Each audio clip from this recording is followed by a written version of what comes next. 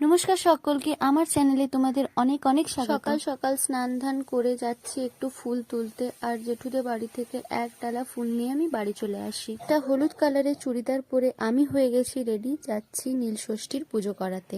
এই পুজোটা অনেকেই অনেক নামে চেনে, কেউ চেনে গাজন, কেউ চেনে চড়ক। তো আমাদের এইদিকে চড়ক বা গাজনের মেলা হয় না, কিন্তু মন্দিরে পুজো করানো হয়। তো মন্দিরে এসে গেছি আমি, আর এসে দেখি একটু লাইন পড়েছে, তো অর্পিতারও এখানে আমার জন্য লাইন দিয়ে রেখেছিল।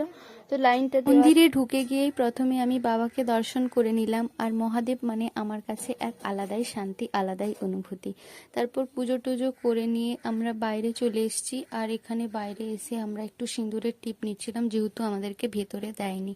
তারপর টিপ নিয়ে আরও একটু বাইরে থেকে ঠাকুরকে দর্শন করে আমরা চলে এলাম বাড়ির পথে। আর বাড়ি যাওয়ার পথে আমাদের আরেকটা শিব মন্দির পড়ে, তো ওখানে একটু জল দিয়ে নিলাম। তো আজকের ভিডিওটা কেমন লাগলো জানাবে। বাই।